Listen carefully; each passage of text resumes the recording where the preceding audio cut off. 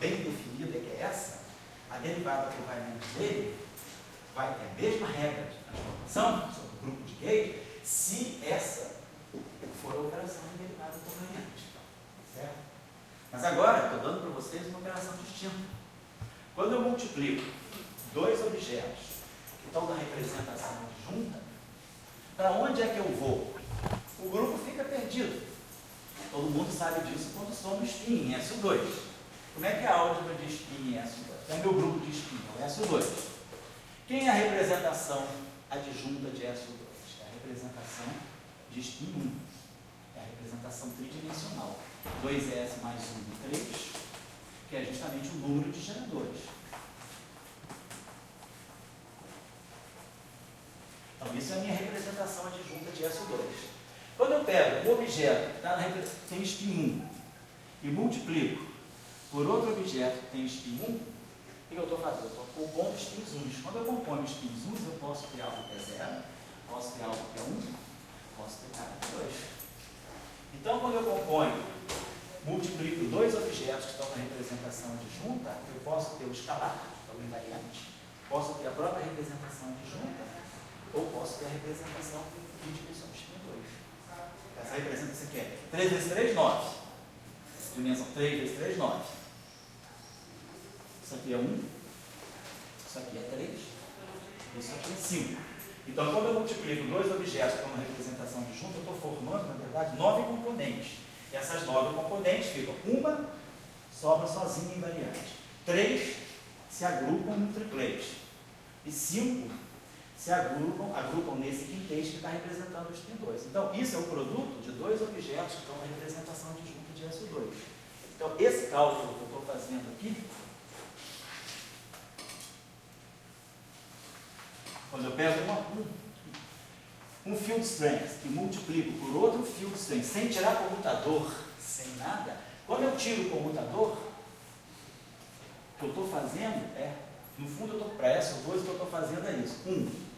Tensorial 1 dá 0, 1 e 2. O comutador, ele cai exatamente aqui. Então, quando eu pego o comutador, eu estou pegando exatamente a combinação certinha que me dá o triplete de SO2. Então, o comutador, ele te seleciona automaticamente isso. Quando eu faço essa mesma brincadeira para SO3, a representação adjunta de SO3 é 8-dimensional. Então, quando eu multiplico 8 por 8, no caso de SO4, isso aqui, de SO4, de SO3, isso dá 64. E aí esse 64 vai se distribuir em muitas coisas, mas uma delas vai ser 8. No final do dia dá 64. Então, quando eu faço esse produto para SO3, eu pego o comutador, para qualquer grupo, você vai para qualquer SON. Quando eu pego o comutador de dois objetos que estão na representação adjunta de SON, a combinação do comutador, ela me deixa sempre na representação adjunta. Ela não me tira adjunta vezes adjunta da adjunta se eu pegar o comutador. Então, quando eu estou fazendo esse produto de geradores, está acontecendo isso. Devido ao fato disso aqui ter um ΔB, e aqui ser a parte linear do gerador, essa parte aqui, que você vai lembrar daquelas expressões que eu dei para vocês há 3 aulas atrás, né? Isso aqui dava sempre assim, ó, IF, ABC, GC, ó. Olha o gerador aqui, representação de junto. E o que é isso aqui? Isso aqui é o computador. Então, isso está me mostrando que realmente, quando eu faço o produto de dois geradores, essa parte aqui está na representação de junto. Porque, no fundo, essa parte é essa. Mas esse delta aqui, ele pode estar envolvendo umas coisas aqui. Então, essa aqui, esse que é o cuidado que a gente tem que ter. Então, estou voltando agora, depois da intervalo daqui a pouquinho, estou voltando agora à nossa discussão. Porque isso é um problema. Quando eu vou multiplicar, né? Vamos pegar no eletromagnetismo. Vamos ser nem Yang Mil. Vamos pegar um exemplo muito mais simples. Vamos pegar eletromagnetismo.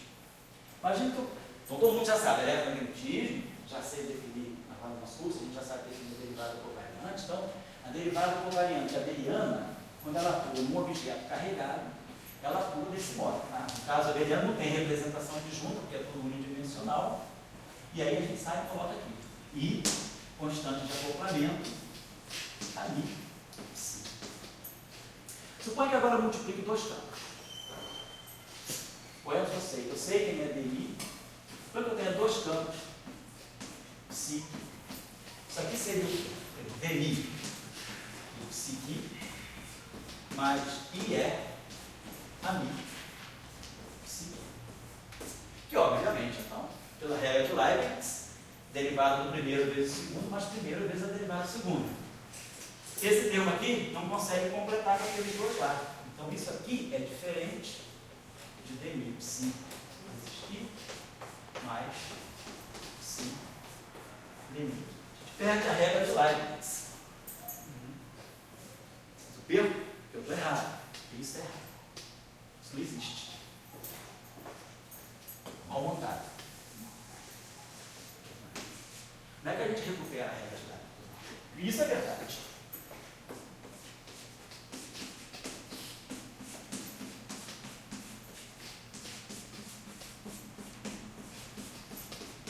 Se um objeto não satisfaz a regra de Leibniz, ele nunca pode ser derivado. Todo matemático diz isso, né? Uma derivada por definição tem que satisfazer essa regra. É o infinitésimo. O infinitésimo do primeiro, vezes o segundo, mas o primeiro do infinitésimo do segundo. Abandono da segunda ordem. Essa é a definição do derivado. Então, para Newton, se Newton não soubesse equações de Max, isso é que está certo. Isso está certo.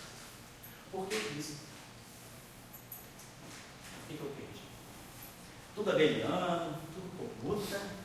O erro é muito mais simples, porque o desafio, né, a quebra-cabeça é muito mais. Pelo seguinte, o que eu preciso declarar quando um campo se acopla com um campo de verde? Isso é constante ao acoplamento.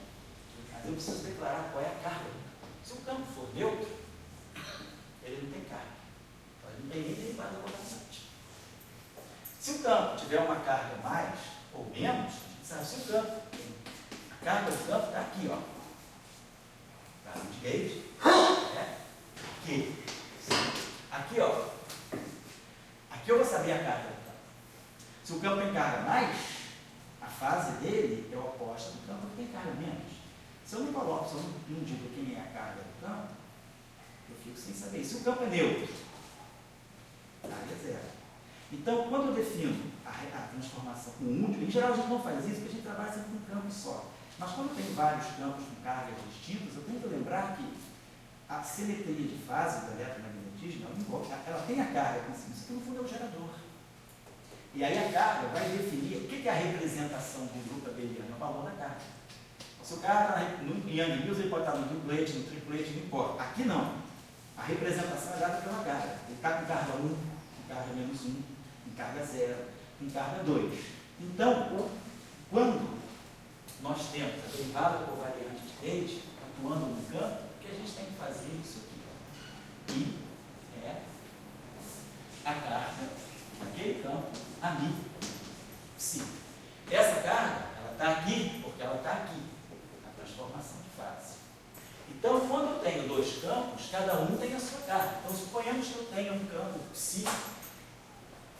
Esse cara é psi, tem a carga psi. E que tem a sua carga Q. Então, quando eu multiplicar psi por Q, a transformação de gauge vai saber disso. Quando eu multiplicar psi por Q, a transformação de gauge desse objeto é psi' e Q', transformação 1. Então, é exponencial de I alfa é Q psi, exponencial alfa é Q. Então, a fase final, eu estou falando para o Dória. Carga elétrica, elas se somam. A fase final é Q psi mais Q.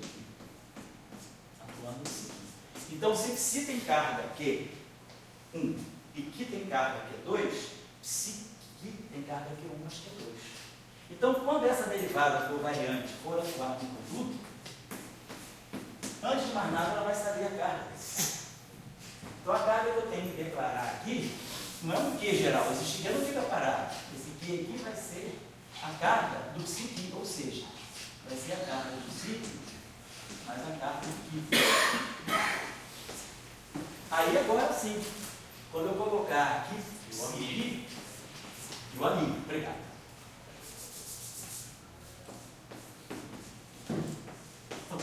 colocar agora a derivada usual que satisfaz a regra de Leibniz, ela vai encontrar um pedaço que vai ter ami, vai ter que psi, ami psi e o que quietinho, e depois ela vai ter um pedaço que vai ter i, ami, psi, que. Então, é justamente isso que vai entrar um pedaço aqui e o outro pedaço aqui para me dar a validade da regra de Leibniz. Então, é verdade, a regra de Leibniz vale para as derivadas covariantes, desde que eu coloque as atribuições de carga certinho.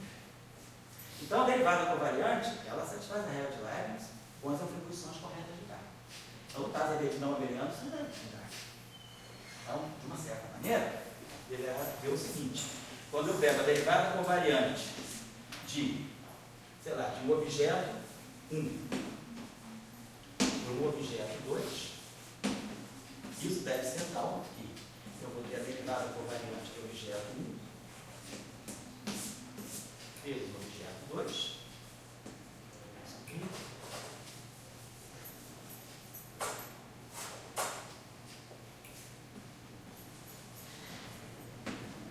Mais o objeto 1 vezes a derivada covariante. Nós temos que pensar nisso. Isso tem que acontecer. Não está acontecendo porque eu não estou sabendo eu fazer tudo, porque eu estou errando em teoria de grupo. Vamos acertar isso aí. Então, por exemplo, no caso abeliano, vou pegar o caso eletrodinâmico, eletromagnetismo maxwelliano.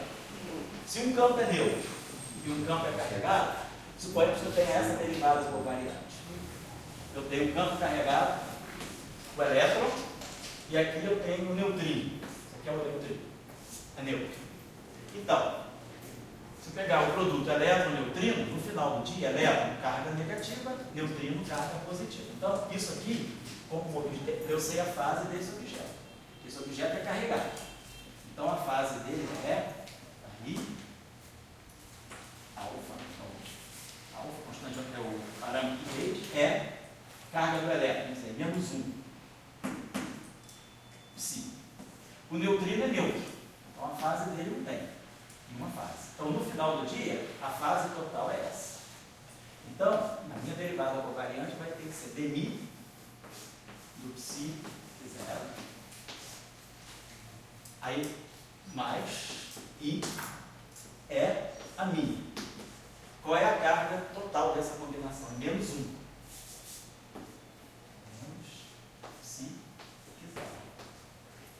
Vou colocar na carga. Então, quando eu pegar essa derivada, deixando que zero do espectador, ela vai se juntar com essa para dar exatamente a derivada covariante da elétron. Na hora do pobre neutrino, ele não tem carga. E justamente essa derivada fica sozinha. Então, a própria derivada covariante, ela é espertinha para já dizer, ó, no neutrino ela já sai sem derivada covariante. Porque ele é neutro. Ela já sabe disso. Claro, ela sabe o que você disse.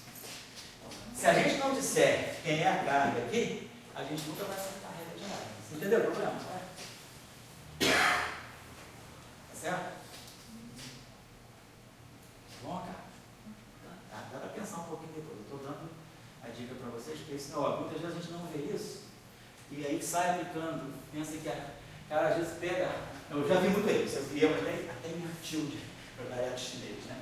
Que tinha a seguinte situação. O cara pegava a derivada covariante, o M era trivial, apesar do P ser complicado, buraco de dedos em ADS3, o cara errava na derivada covariante de rede.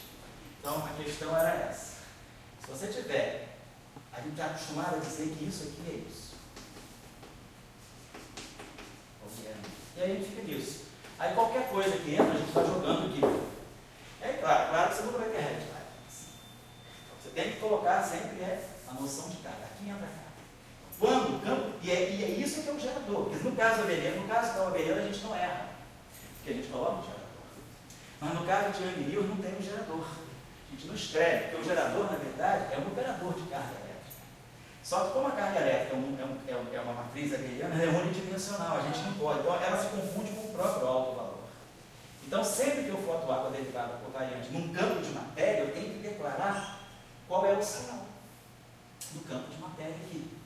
Então eu coloco o sinal aqui E aí, se eu pegar um produto de 3 campos, eu vou ter aqui a soma de 3 cargas. E aí a regra de Leibniz vai ser derivada covariante do primeiro vezes o segundo vezes o terceiro, mais primeiro derivada covariante do segundo vezes o terceiro, mais primeiro, segundo derivada covariante do terceiro. Porque as cargas que estão aqui, elas vão se somar e cada uma vai se agrupar com uma derivada que vem da regra de Leibniz daqui.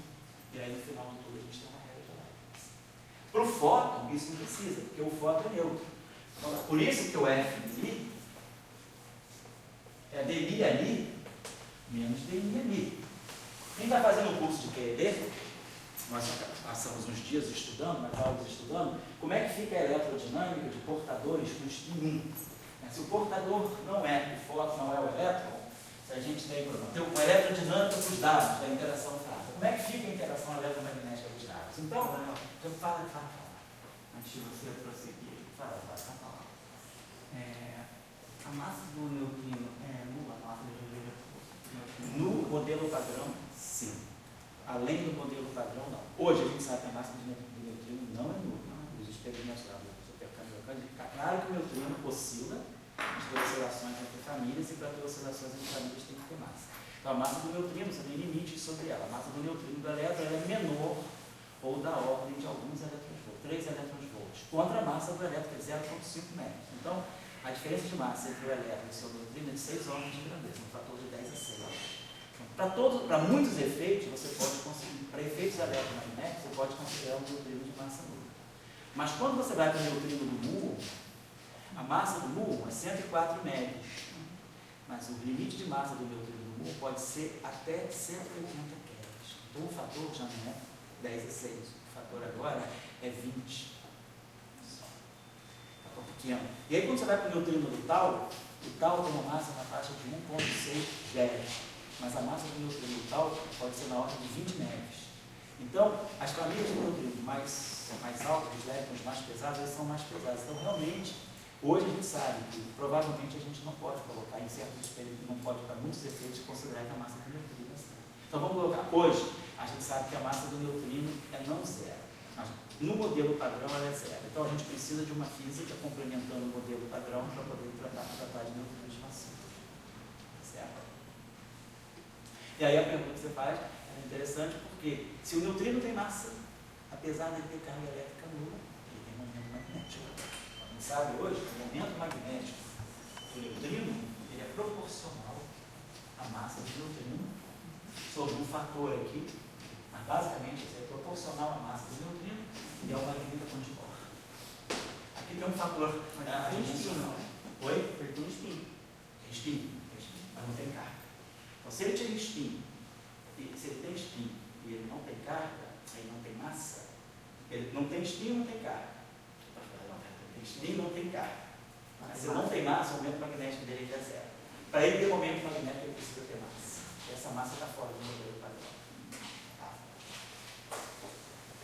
Vou dar uma fala para vocês agora, para a gente agora se situar nessa discussão antes de ir para frente. Tá bom? São 25 para as 6, então a gente faz um intervalo de 15 minutos, depois vou dar outro intervalo de 15 minutos.